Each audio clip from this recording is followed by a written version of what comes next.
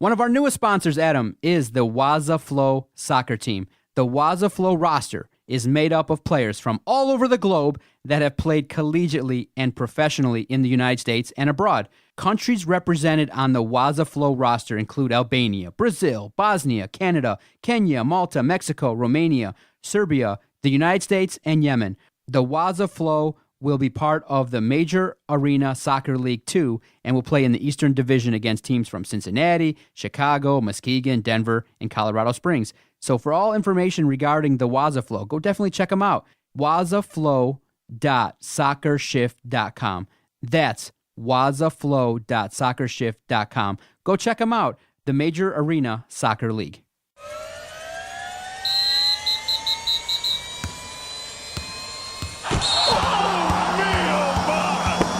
This is the Detroit Sports Podcast Network.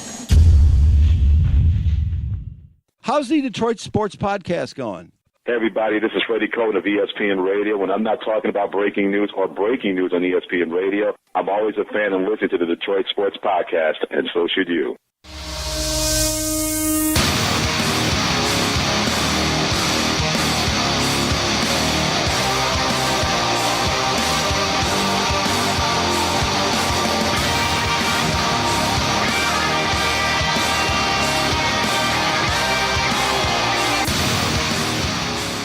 Thanks, everyone, for giving us another hour of your time. You've downloaded the latest edition of Doc and Jock. I am the Doc, John Macaroon. Joining me, my cousin Adam, the Jock Strozinski. What's up, cuz? What's up, man? It's a crazy week. Crazy week going on in sports, man. We've got, what is this? The conference championships here for the NFL. We've got Michigan playing out of their mind right now. Michigan State looking very, very good as well. You think there's any possibility we could have both Michigan and Michigan State go in as a number one seed in the NCAA tournament? That would be awesome. I think a lot of people are getting excited for February 24th, the date when Michigan and Michigan State play their first contest this year against each other at Chrysler. They announced earlier on Wednesday that the game has been officially sold out. All the media is jam-packed. There's going to be a lot of interest in that game. I don't think they're going to both enter the game undefeated in the Big Ten. I think that they'll have some hiccups here and there because Big Ten basketball on the road is supremely challenging. But holy cow, they're the source of excitement right now for the podcast, for the entire state of Michigan, and they got a lot of interesting wrinkles and news and notes regarding college basketball. That's why we reached out to James Hawkins from the Detroit News. He'll be in later on this podcast, hopefully, to break down what he's seen from potentially the number one team in the entire country, because Duke took a step back with a loss to Syracuse. And right now, the news in college basketball is awesome. I can't wait to talk about that with him and you. But at the same time, yeah, it's exciting. This is one of my favorite weeks in terms of the NFL, because you got on both sides, the NFC and the AFC, you got the 1 and 2 seeds. These are the four best teams. These are the four best teams. And the games should be quality. And I was impressed last weekend, obviously. With what? I'm going to tell you why I was impressed. What were you impressed with? Last weekend sucked. In terms of competitiveness, yes. They weren't games that were going back and forth. Brutal. There were no miracles, no. But here's what I was impressed with. You had teams like the Rams just go and handle their business. They ran the ball, and they played in a way that told you, wow, you know what? We're just not going to just throw the ball and run and gun it. If you want us to beat you on the ground, we'll go and run the ball down your throat. Anderson looks like a butterball turkey with little legs, like little pug legs, just running through everybody. Anybody could have had him. He was caught 3 different times. He's like 275 pounds of just anger. And barreling down on you with a beer belly. Anytime the Cowboys can get pimp slapped like that, I love and it. they have their own, like Terrell Owens kind of going, dude, I think Jason Garrett needs to be fired. So that was awesome. You had Nick Foles. Foles' magic ran out, but it was a good game. That wasn't his fault, though. It was not his fault, but it was a competitive game after that 14-0 start. Obviously, the Saints kind of, I think the momentum changer was the interception when Nick Foles threw it. It kind of settled everybody down from the Saints, and they kind of got into it a little bit, and they were able to just hang around to compete. The fourth down play was a game, or no, yeah, it was a fourth. Was it fourth down, or was it? Yeah, it was fourth. No, it was the fake punt. Yeah, it was fourth down play. The fake punt, that I think was the momentum of the game changer. I mean, Sean Payton, you've got a coach there in New Orleans who has balls the size of our heads, and they're just big and brass and shiny. I thought this past weekend's games were absolute trash. I took the entire weekend off just to watch these games. Sorry. Just to watch these games. They were shit. All of these games, but the New Orleans Philly game was absolute trash. You could have shut them off at halftime. I fell asleep during the Rams game. I fell asleep on the couch, face down in a pillow, just passed out sometime in the third quarter. So bad. These games were so brutal. So brutal. I was so upset. And a takeaway that I had as I was watching, I'm sorry that, it was a big letdown for you. I want to say this. I want to do nothing but eat and be fat and watch football. That's all I wanted to do. I was looking at the Cowboys and the Chargers organizations. And obviously, whenever you watch these games, you start to compare, okay, how close are the Lions? What would they need to do? Obviously, they would love to win a game similar to what the Rams did, just run the ball, and pound the ball down their throat and things like that. And maybe they will eventually get there. But what started creeping in was this intense panic and fear, and I'll tell you why. You have Matthew Stafford, and you basically have a limited window now with him. 2 or 3 years, maybe even 1, with the fans being so disgruntled and on the verge of just letting go completely and saying, look, whatever it takes, and making him the scapegoat. And so I look at the Dallas Cowboys and the Chargers had a 12-4 season. They had to go on the road with 12 wins, and it was fascinating to see a team that actually had more wins having to go on the road because of the fact that the Patriots are in an easy division and they're so lucky. But then I go, wow, the Chargers are this team that has been pretty consistent. They get to the postseason every now and then, but then they face their biggest rival and they shit the bed. Many people were even picking the Chargers. I thought they'd be a little bit more competitive than what they were. And you look at the Cowboys. That defense got cut up so bad. bad. You look at the Cowboys. Like their worst game. And it's similar to Michigan, a lot of hype, a lot of prestige with that organization. But when you just look at it collectively, they really haven't gotten over the hump. They haven't gotten to the NFC title game. They're not the up-and-coming team. They're now just trying to get back to respectability and build consistency. And I look at the Lions and I go, man, how would I feel if the Lions were the Chargers and the Cowboys, where they now took the next step, but the next step would be just getting to the postseason, maybe winning a game here and there, but then getting bounced. And I feel like that's what the ceiling is right now with how the Lions are built. I think that is the biggest fear that went down my body was, oh my God, I think the ceiling for Stafford is basically to get a win, a single win in the postseason, and going out to a team that's just supremely better. And I'm like, man, how would I feel if, okay, in the next 5 years, the Lions get to the playoffs like 2 or 3 more times, but they don't get to the NFC title game and they just lose to a team like the Cowboys? Because one of the matchups they could have is the Vikings or the Bears or the likes of Arizona or teams with these young up-and-coming quarterbacks. You could have a scenario in which the Lions get to the postseason, they take that next step, it's better, but not enough to quench the thirst of what we want. We want Super Bowls. I just don't want to be the Cowboys or the Chargers. I don't want to be that. I want to build a team that's going to win the Super Bowl. And that's where I'm judging the Lions at. But the next step, obviously, is getting to the postseason. But I just think now with what we've seen, how can we expect the Lions to get to the NFC title game like 3-4 years in a row? I just don't see it. Look at the 4 teams that are left. All right. What do all 4 of these teams do well? They all play offense extremely, extremely well. You have a defensive-minded head coach. We all agree that the defense needs help, right? You just don't have guys on your defense right now because you're losing guys in free agency. You're not bringing certain guys back. So you have to invest in your defense because you have to be able to roll guys out there. But all that being said, these 4 teams are incredible on offense. In the regular season, these 4 teams placed in the top 8 in total offense.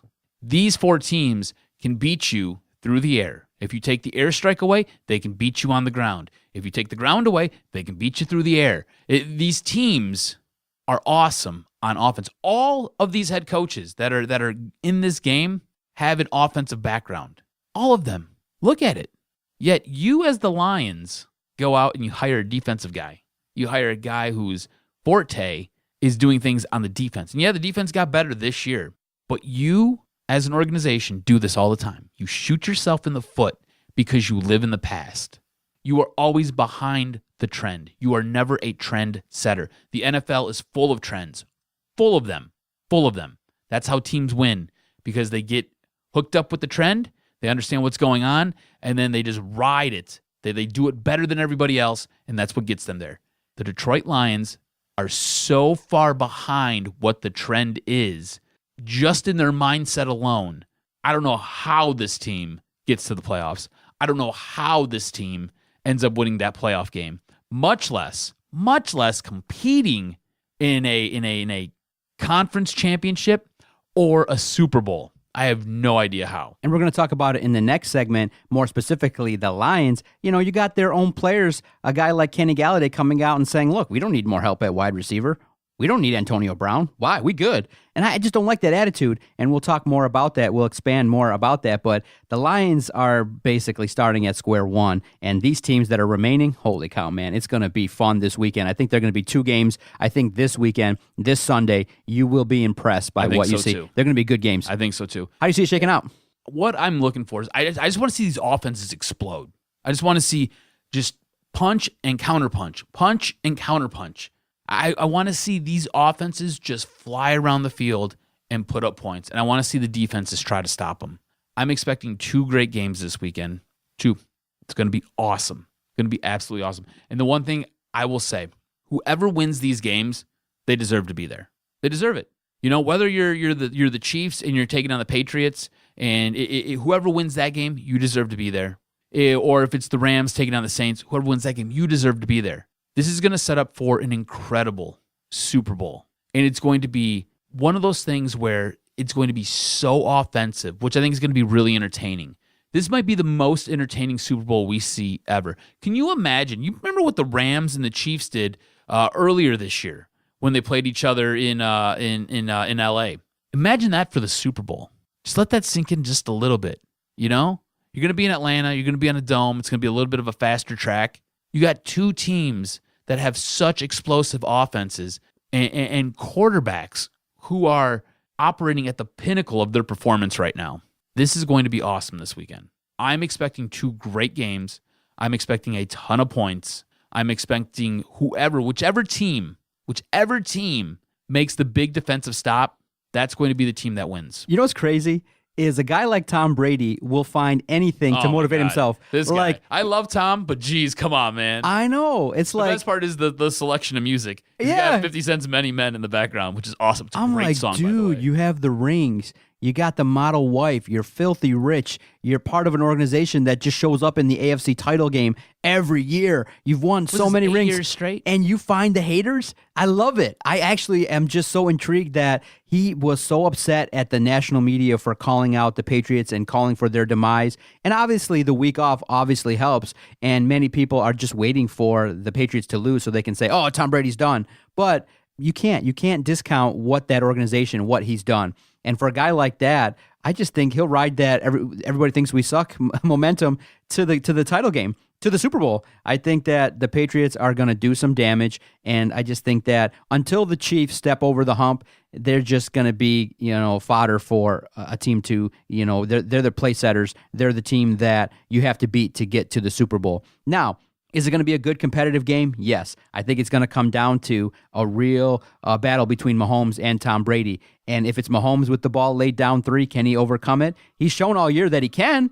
But I think right now, until a team defeats Tom Brady, until a team kicks him in the mouth and sacks him and pressures him and forces and dictates their will against the Patriots, I have to always pick the Patriots because they're the model of consistency. They got the best coach. They understand what to do. And the Chiefs, for whatever reason, with Andy Reid, they're now in the AFC title game. How do they handle that? How do they handle that pressure?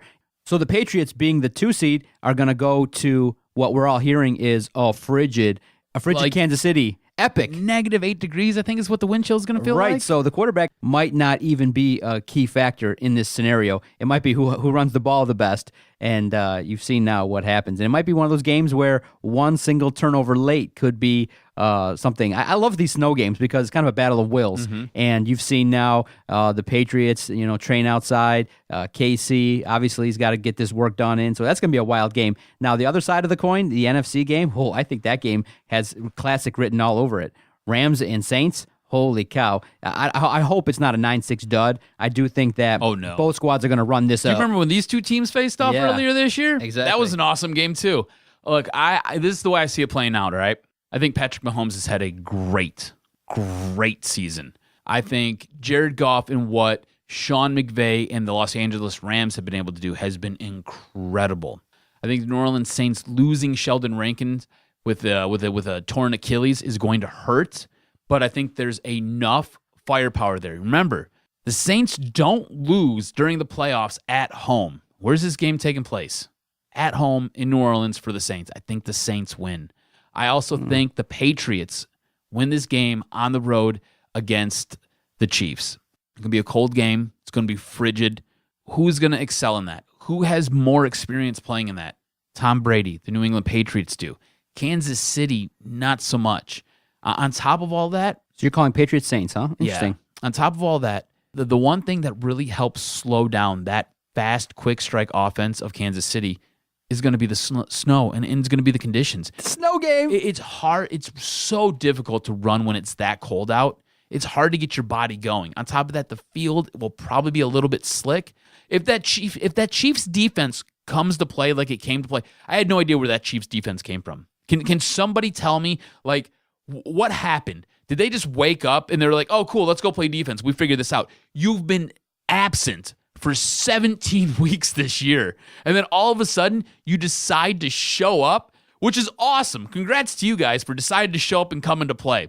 If that Chiefs defense can show up and come to play against the Patriots, it's going to be a difficult game, and then it's going to come down to a field goal. And in that case, I'm still going to take Gostowski just because he's been there. He's done it. The Patriots have the experience. And like you said, I don't necessarily trust Andy Reid. I don't. He's not really won a big game, you know? He struggles in the playoffs. He's gone to the Super Bowl. He has, but he struggles in the playoffs. I think the key, obviously, the big mistake that everyone's talking about with the Chargers was their absolute refusal to play man-to-man. It's crazy because it's like everybody and their mama that analyzes football goes, okay, you guys play a certain zone, okay? What is Tom Brady really good at? Picking apart a zone. He's done that for the better part of a decade, and that's where it goes to advanced coaching. Good. You can have good coaching, but to get to this level, you have to have elite coaching and adaptability. That's the one thing about they should have went to man. Why didn't they go to man? That's the one thing about the Patriots. The Patriots do this. They are a chameleon. What will beat you? What can we use to kill you? Let me know, because that's what we're going to do. Exactly. Do you know what I'm saying? Like, you guys play a zone? Cool. We're going to pick that apart. Oh, cool. You guys want to play man? Don't worry. We're going to run the ball, and we're going to use zone blocking.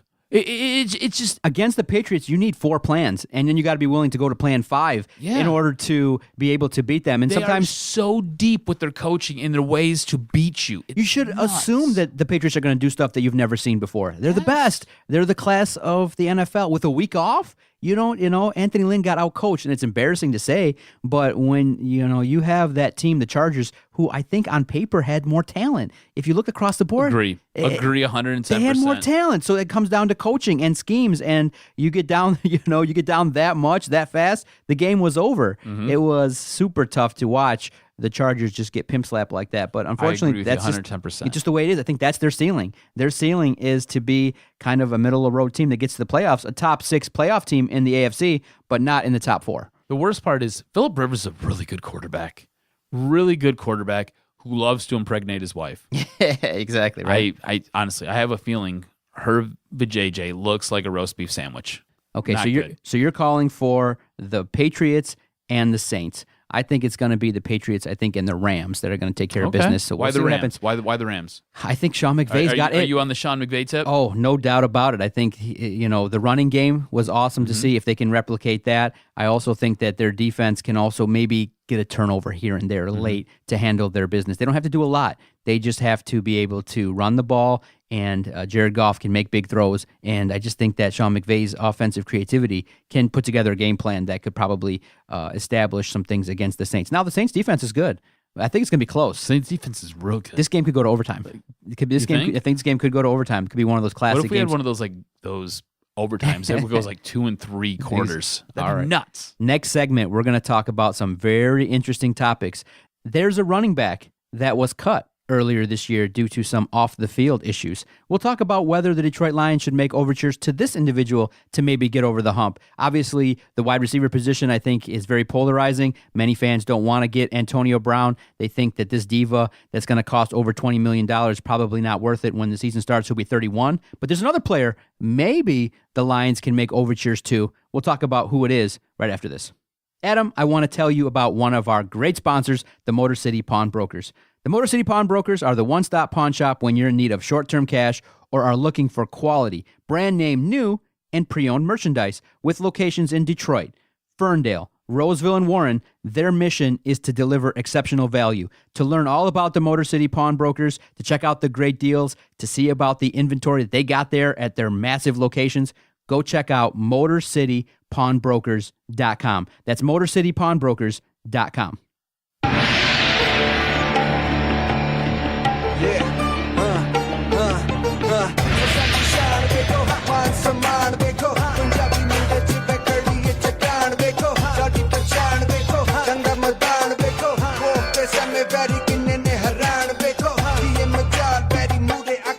That's such a good song. Because I want to tell you, the issues with the Detroit Lions are being talked about, and I like it. Even though they're not involved in the playoffs, sometimes we call it the dead period until April when the draft hits. But right now, people are talking about some players that maybe the Lions could go out and get. And one of the names, obviously, that has showed up consistently because they're currently in Vegas, the second odds-on favorite to land Antonio Brown, is interesting to look at and explore because a lot of people are saying, you know what, a 31-year-old wide receiver is not the guy to go give up a first, a third, and Jalen Reeves-Maybin.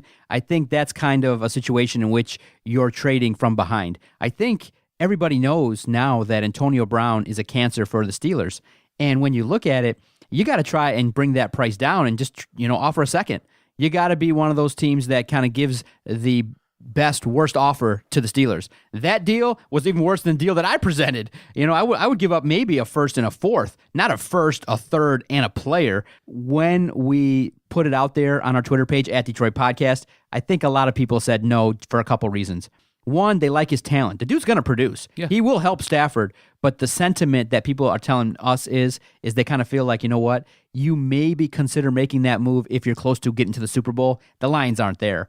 And they say, you know what, the cost is too much when you already got a young, talented wide receiver. You got Marvin Jones. You didn't pay Golden Tate. Why would you bring in a guy that potentially, if it goes south, they view the risk to be much more than the reward for a guy like Antonio Brown. And with all the draft picks, you can just go get a young cat that can be similar. Now, you're not going to get Antonio Brown numbers because the dude's just a touchdown machine. He's probably going to want to come back and have a comeback year. So I can understand those that say that, but it is evident that for the Detroit Lions to take the next step, they got to load up. They just have to get more talented. You look at the talent on the field in the NFL, you look at the AFC and the NFC and who's in the title games, there are some quality players, a Kamara. You got an Edelman that's just a beast. You got quarterbacks galore. You got two of the young cats, two grizzled veterans. You just need to upgrade at every position. And so when I hear a guy like Kenny Galladay go, we good, I don't understand that thinking because I think you and I are kind of cut from the same cloth where we look at our numbers and we go, okay, that's good, that's out. How do we get to the next number? Well, of course we clap, and me more than you clap for ourselves and be like, yeah, good job for us. But we always go, okay, this year we did this. You definitely clap more than me. Oh, yeah, of course, you have to.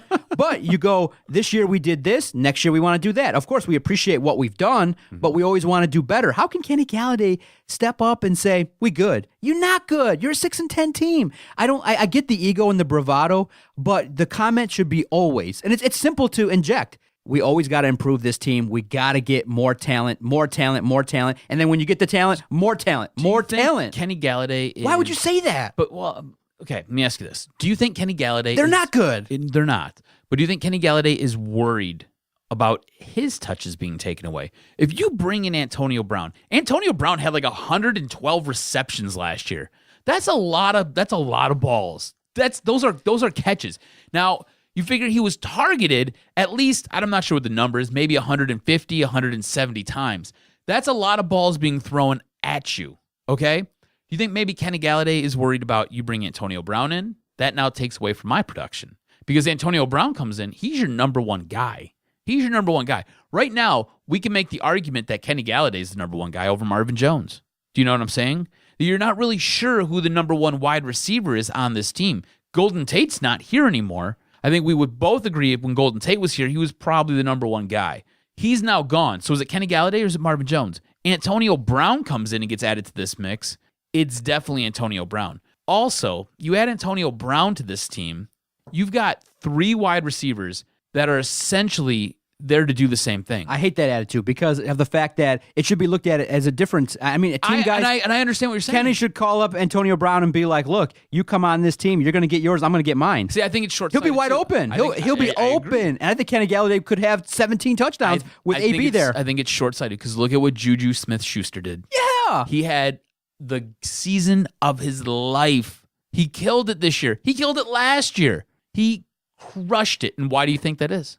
Because Antonio Brown is playing opposite of you. I understand the ego. So if you're Kenny Galladay, yeah, same deal, bro. I understand the ego. I understand the bravado. I just don't think the Lions are ever just fine. Never. It's a lot to trade for him, though. If it's going as a first, which is the 8th overall pick, if it's the 3rd from Philly, which is the 88th overall pick, and a defensive player who will probably be Jalen Reeves-Maybin. But can I ask you this? That's a lot to give up for one player, especially when you look at this team. Yeah, I want to look at quickly this notion that AB is a cancer. Look, when you've been with an organization for that long, it's just natural. Sometimes you want to change it up.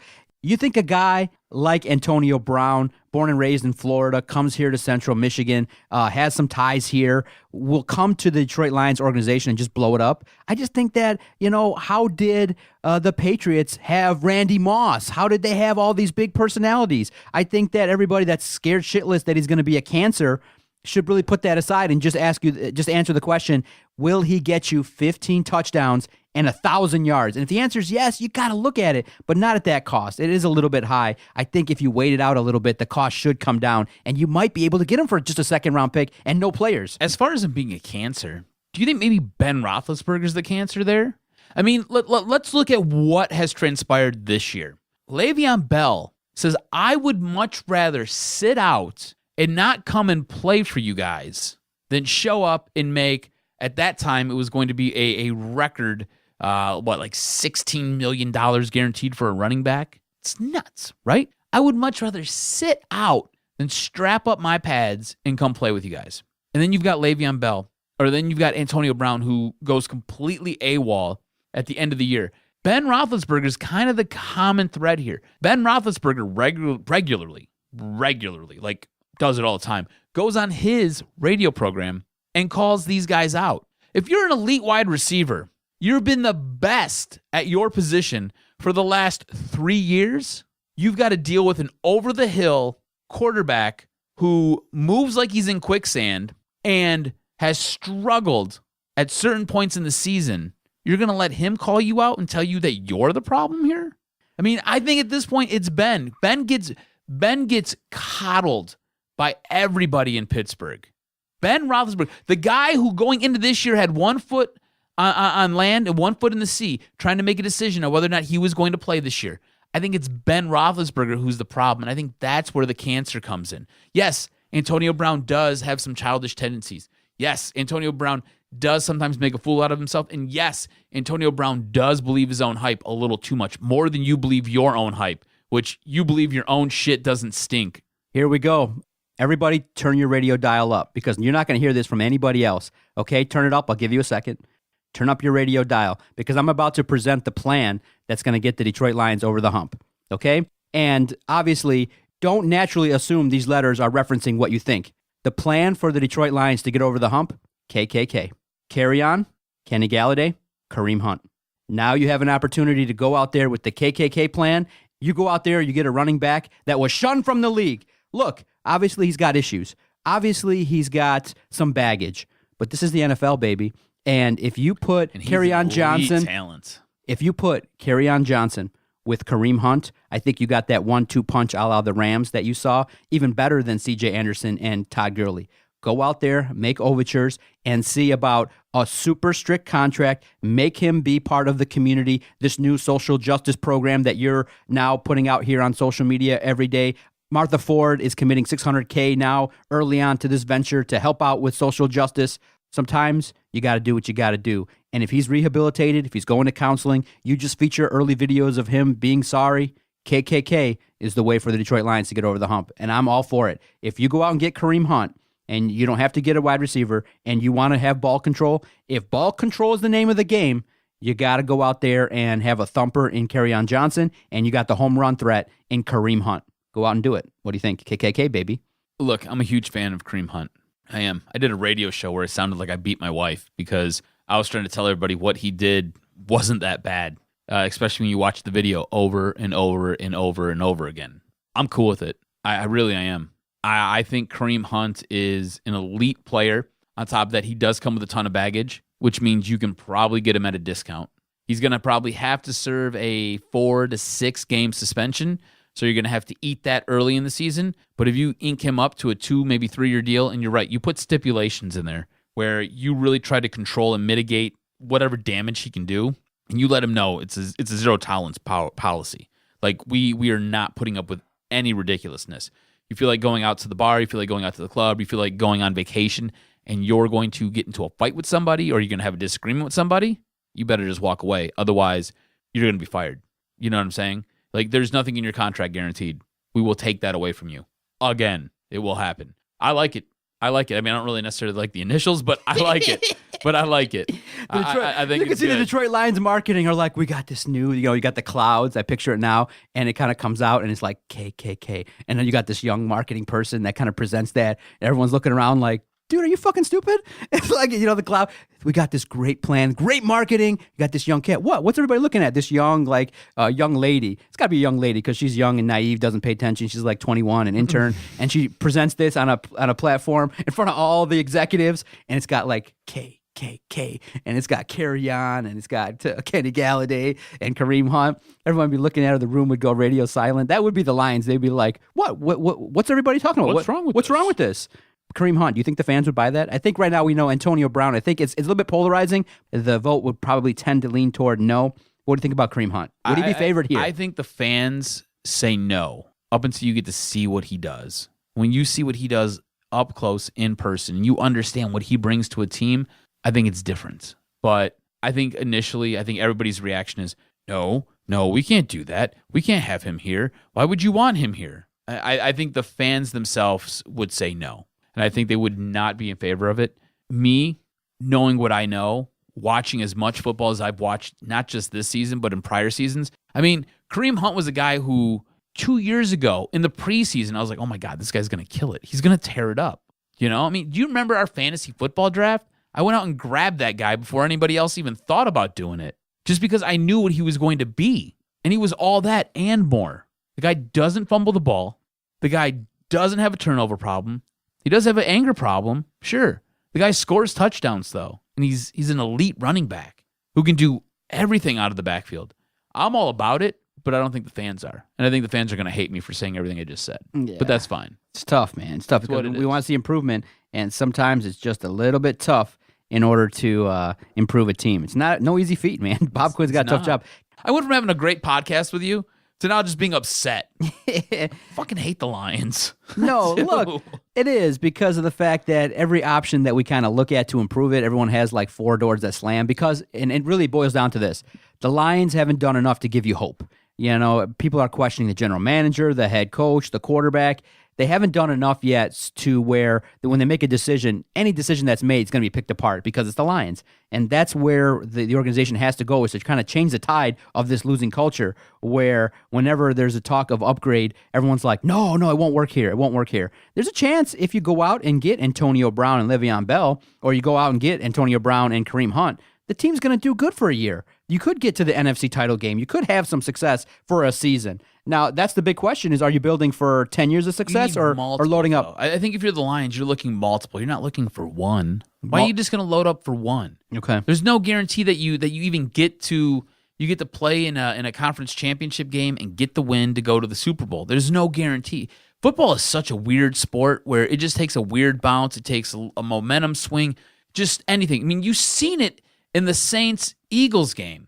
There was a turnover. There was Sean Payton going for it on 4th and 1, 4th and 2. With the fake punt. I mean, it just little things like that. It's having good coaches who put players in good spots to win. That's what it comes down to. Being that our coach is a defensive coach, and being that the Lions have a lot of money, there is a player from Dallas that's about to be a free agent that seems to be a difference maker that the Lions could go out and poach on defense. I think the name is defensive end DeMarcus Lawrence. You got money. You got the opportunity to spend some money, make a splash. DeMarcus Lawrence is a G. He's a G. He was one of 2 defensive ends that were franchise tagged this year. You know who the other boob was that was franchise tagged? your boy Ziggy Ansah.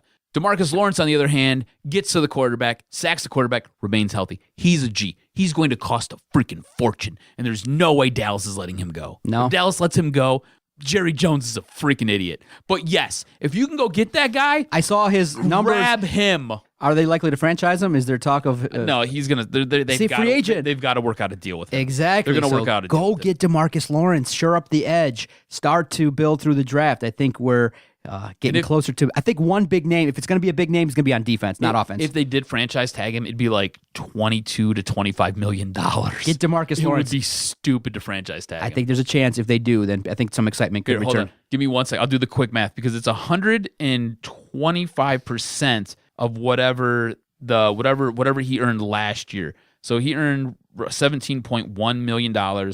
Multiply that by 1.25. 1.25. Yeah, it'd be $21.375 million approximately. So almost $22 million for your defensive end. DeMarcus Lawrence. That's dummy money. but he is productive as hell. He gets to the QB. I like where your head's at.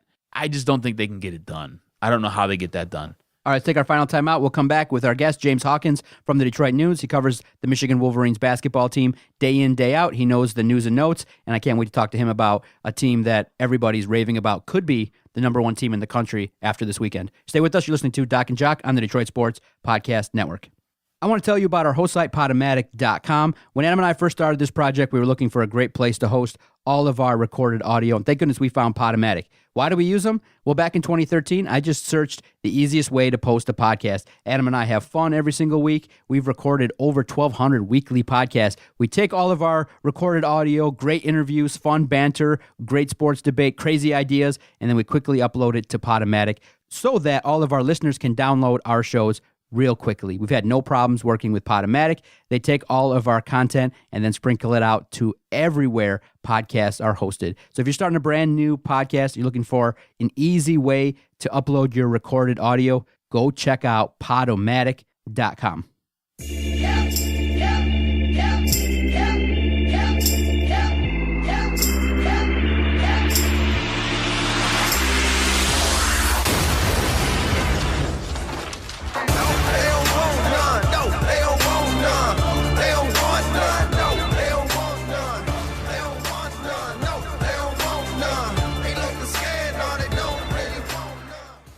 On the phone with us right now, as advertised, James Hawkins from the Detroit News covers the Michigan Wolverines, a team that everybody is talking about with their start undefeated. They're playing an unbelievable brand of basketball and could potentially be, at the end of this weekend, the number one team in all the land. James, how are you? Good. How's it going, guys? It's going really well. Looking forward to talking to you for a while. Tell us how you got to cover the Michigan Wolverines. Yeah, I mean, well, I originally started at the Detroit News as like a freelancer, and then I kind of worked the prep desk and worked my way up. And then it was Rod Beard had the beat before, two people before I did. He covered like the last time I went to the title game in 2013, and then our Pistons guy left. Rod went to the Pistons, then Tony Paul took over for a season, and then he had to step down for health reasons. And then I guess I got thrown a bone, and then I picked up the team, and I've been covering them. This is my third season covering them, and I think I got on at a good time because the first season was when they won the Big Ten tournament. They went to the Sweet 16. They had that good run. And then last season, we all know they kind of went on that incredible run to the national title game for the second time in 6 seasons. And I guess I just keep getting lucky. I mean, then they just set another program record with this 17-0 start. So I've covered a lot of wins in my 3 seasons covering Michigan basketball, that's for sure. Yeah, like you said, 17-0 start to the season. What has led to the success that Michigan has had early this season? I think the one thing, I mean, obviously their defense is like the main part of it. I mean, because as we know, offense comes and goes, but I mean, if defense travels, it's able to keep them in games. You know, if they're hitting these lulls and kind of struggling to score for stretches. But I think the one thing that stands out though is just this team's balance. I mean, if you just look at in the Big Ten, all 5 starters are scoring at least 11 points, and if you look at just how their shot distribution, I mean, it's not like there's a main guy that's taking, a bunch of the shots or hogging the ball. So it seems like every game, I mean, you look at how they've won. I mean, you try to stop one guy, they have 2 guys that can just step up and take the other team down. So I think that's kind of been a key to their success, on the offensive end is just the balance they have. I mean, every single starter has led the team in scoring at 1 point, and every single guy has scored at least 15 points in a game. And then defensively, they've clearly proven that they're one of the best defensive teams in the nation. And they have arguably, they have 3 guys who could be on, the All Big Ten defensively, and center John Teskey, wing Charles Matthews, and point guard Xavier Simpson. James, now if you were to ask 5 different people who Michigan's MVP is of this team right now, you'd get 5 different answers, most likely. Who do you believe is the MVP on this Michigan basketball team? Right. That's a good point. People might want to ask why they're so good. That's an exact reason. You could certainly make a case for every single guy in the starting lineup. And that's a tough one. Early on, I thought it was John Teskey, just because, no discredit to Mo Wagner. We all know how great of a player he was, and not many big men had the offensive skill set he had. But just the difference that John Teskey is able to make around the rim, and the impact he makes, and not even a lot of the stuff he does shows from the stat sheet. Just his ability to alter shots and make guys think twice, or contest shots, is unbelievable. I think he probably would still be my pick, just because, if you want to look at, I guess, weaknesses or concerns, I guess, still at this point in the season, that backup center spot still is, I guess, kind of a concern, I guess you could say. And I think the most obvious, part we've seen that was on the road at Northwestern, which is the closest game Michigan has had this season, where when John Teskey was off the floor in foul trouble when they had Austin Davis on the floor. You just saw the difference, in play that the team had when Teskey was on the bench. Every time Northwestern went on a run, it was when Teskey was on the bench. And now his ability to really stretch the floor, in this last game against Northwestern in the rematch, their second meeting, he hit those 3 threes. And if you got a guy like him who's able to stretch the floor and hit threes or hit those mid-range jumpers like he was early in the game, that really opens up the offense for the rest of the guys. So I guess if I had I guess John Teskey would still be my pick at this point, just for those reasons. But I wouldn't argue. If anyone said, it's Xavier Simpson, Charles Matthews, it's Jordan Poole, it's Ignas Brazdeikis. Certainly every guy has a case to be MVP. But I guess just for me, just from watching this team, I guess I would still pick John Teskey at this point. It's a crazy deep starting 5 right there. The fact that you can make the argument that any one of those guys could be the MVP. Now, when you were discussing that, you did bring up the weakness of this team. What is the one weakness that this team has that's going to trip them up on their way to winning a national championship? I don't know. I guess the 2 concerns that they've had all season haven't really been solved, I guess, or quelled at any point. It's still their free throw shooting still is not. It's not like John Beilein's teams of past, where they're shooting mid 80s, close to 90% from the free throw line or whatever it was.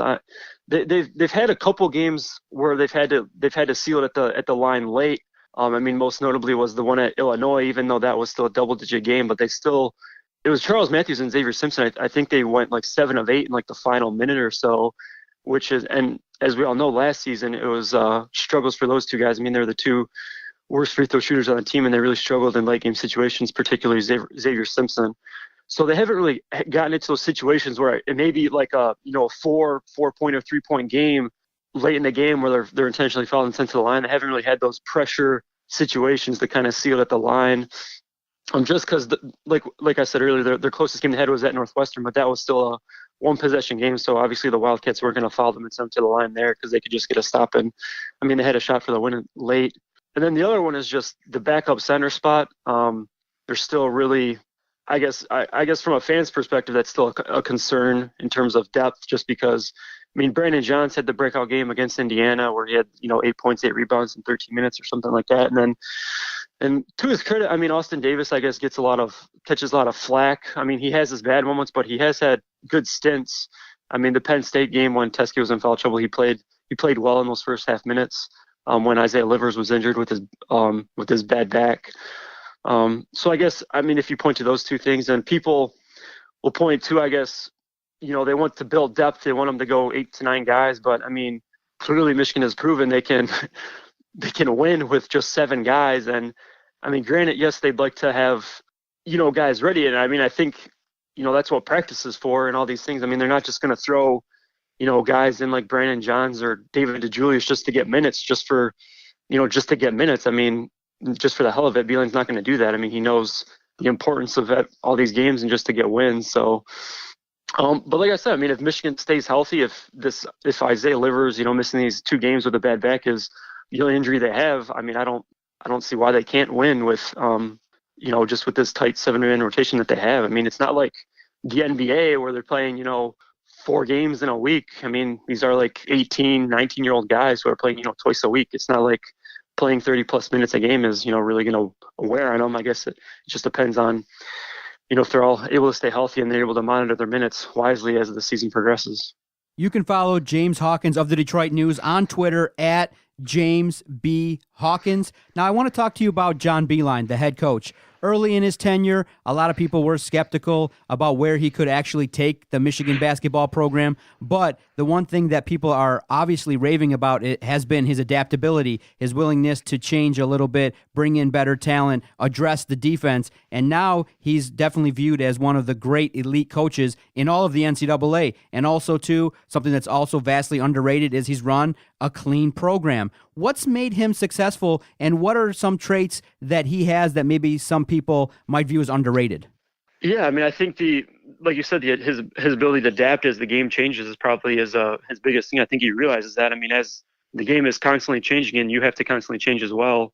I mean, I can't speak for, like I said, this is only my 3rd season covering the team, so I can't really speak to what I guess he was like early on in his tenure at Michigan. But I think just the biggest thing I've noticed since I've been here is just he really relinquished control defensively. We all know that started 2 seasons ago with when they had Billy Donlin came in and he was like kind of the de facto defensive coordinator.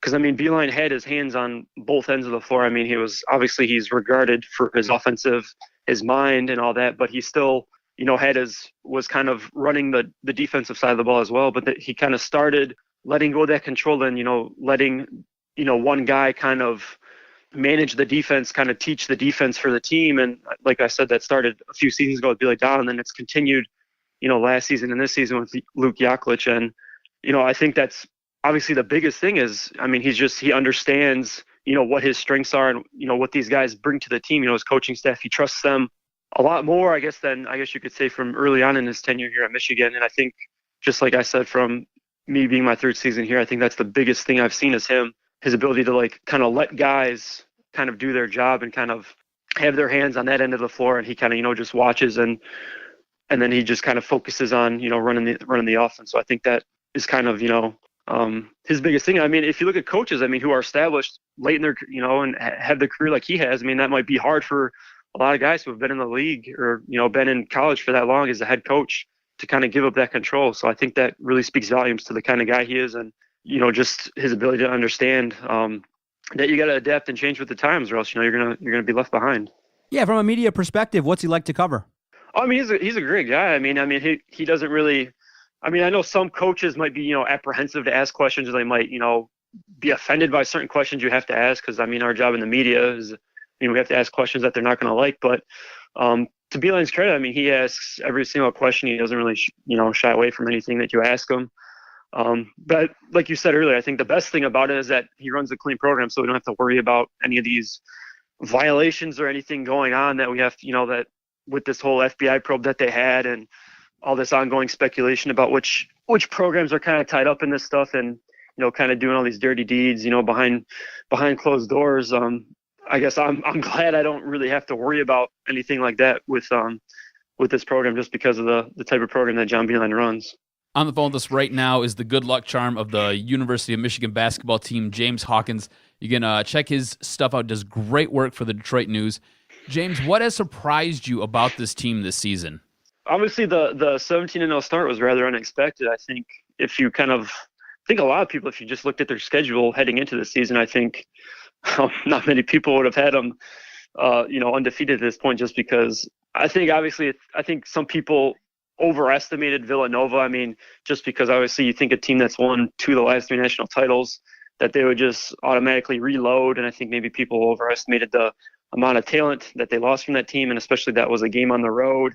I personally thought that was going to be a tough game. I thought that they were going to lose that game, and they clearly proved me wrong. I mean, they ran Villanova out of their own building when they were rededicating it in that road game. And then they obviously pummeled North Carolina, who was a team that kind of ran Michigan out of the building last season in the ACC Big Ten Challenge, but that was also obviously at North Carolina. So that's been a surprise. But like I said, I think the biggest thing that's been surprising to me is just, I guess, been the balance on this team. And another thing is Ignas Brazdeikis has been better than I would have thought.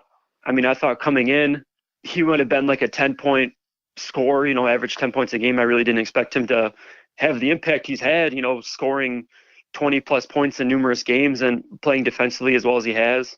Because I think coming into the season, the question might have been, is Ignas Brazdeikis going to be a starter? And I mean, you're getting to the point now where he's put together some pretty strong performances. I think the question is now is he going to be here for a second year?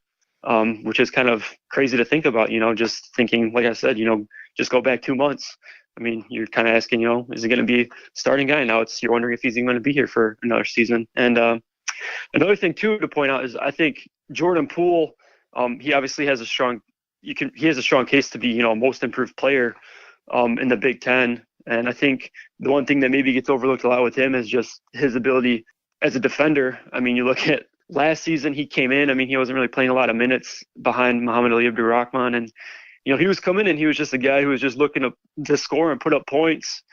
And, I mean, he really wasn't too concerned with the defensive end at all. But, I mean, this season he's worked on it. He's put in a lot of work and it shows. And, I mean, I guess you could say if you looked at the starting five, you could point to be like, oh, he might be the weak link defensively. But I think to his credit, I mean, he's put in a lot of work, and I think he has he kind of approaches defense just like the rest of the guys. And I guess that's been a positive development for this season that I might not have expected coming into this year.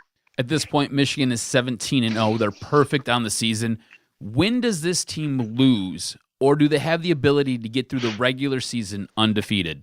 I think they're going to lose eventually. I mean, is it possible they can go through the season undefeated? Sure. But I mean, is it probable? I don't think so. I mean, just because, the Big Ten has just been a weird league. I mean, if you just look at some of the results night by night, I mean, you look at who Michigan's going to play next this weekend. I mean, they're going to play Wisconsin. Wisconsin lost in overtime to Purdue, and then the other night they go to Maryland, who I guess has maybe established themselves as that next tier team below Michigan State. And I mean, Wisconsin, they had a terrible first half, and then they push them to the limit, Maryland on the road, to the final minute, and they almost pull out a win there.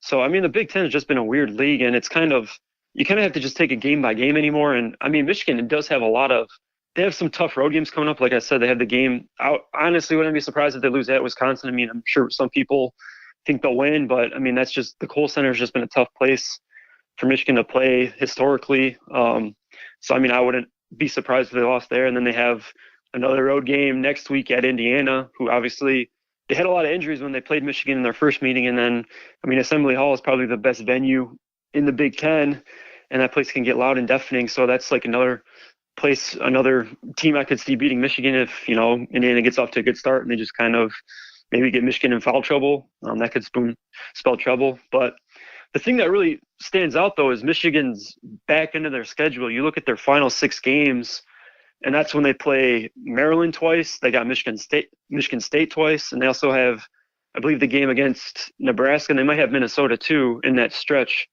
And that's not an easy stretch by any means to close out the season. So I think that could be the trickiest part of the schedule, and that could be where maybe you see them get handed a couple losses. But I mean, like I said, it's possible they could run through it, but I mean, just the Big Ten and how deep it has been this season, I don't think it's very likely. I mean, in terms of maybe their record through, the Big Ten season, I could see them maybe only losing, maybe 3-4 games, which would be incredible. I mean, a 16-4 record with how deep the Big Ten this season is. I mean, that would be a remarkable record at the end of the regular season. We're enjoying our conversation with James Hawkins of the Detroit News. You can follow him on Twitter at James B. Hawkins. Now, we'll get you out of here on this. Obviously, Michigan has a strong supporter base, but everybody wants to know how are you viewing how they match up with Michigan State at this point in the season? How would you think a contest between Michigan and Michigan State would shake out? I mean, that's a tricky question. Obviously, it depends on who's healthy. Like we know right now, Michigan State's without Joshua Langford and his backup Kyle Ahrens. So, I mean, that's kind of a tricky question right now. But I mean, if everyone's fully healthy when these teams meet, both teams, I mean, that's tough. I honestly think it's going to be a coin flip. I think it's just going to be – I think they're going to split both games. I think each team's going to win at home. I don't think Michigan's been able to sweep both meetings. I mean, obviously Xavier Simpson and Cassius Winston, we all know that's the big thing a lot of people like to talk about. I mean, people think, Cassius Winston's the best point guard in the Big Ten, and then people argue, Xavier Simpson locks them down when they meet. So, I mean, that's obviously a key matchup that can go either way depending on it. And, Joshua Langford, Charles Matthews, that could be a toss-up. Nick, who's going to guard Nick Ward? Is it going to be Teskey? Is it going to be Ignas Brazdeikis? I mean, I don't know. Like, at this point, it's just going to be, I guess it's too close to tell which team's better. I think Michigan's more balanced. I think Michigan State leans more on their kind of top three guys. As I said, Michigan has, whatever Michigan State tries to do, Michigan is capable of beating them anyway. But I mean, if I just look at it, I'm just looking for it as a media guy who covers the team. I'm just looking for a good game when they both meet. But like I said, I think this year it'll be a split. I think they'll split the meetings, and I think each team is going to end up winning at home. But the one thing I hope, which would be good for this rivalry, is that maybe that last meeting when they're at the Breslin Center in that final Big Ten game.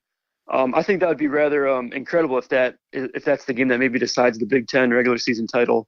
I'm hoping that. I think just from, like I said, as a media perspective, I think that would be a big thing. I think a lot of fans would actually enjoy that too. Just to have it come down to that one game against the two rivals, I think that would really put that game on a whole different level.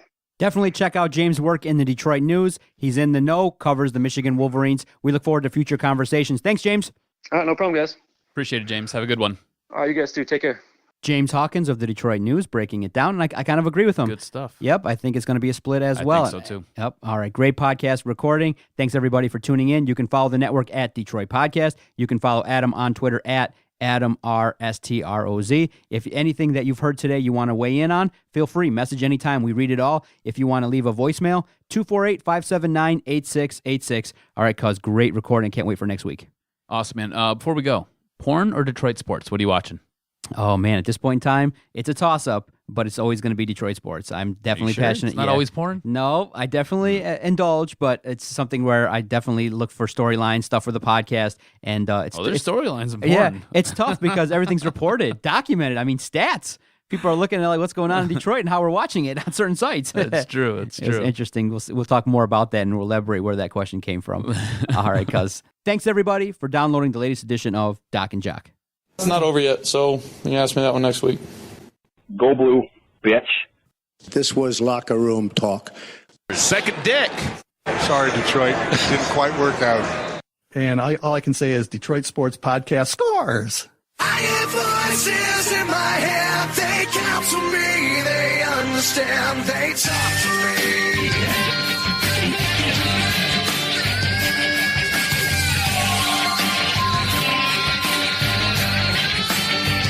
They talk to me.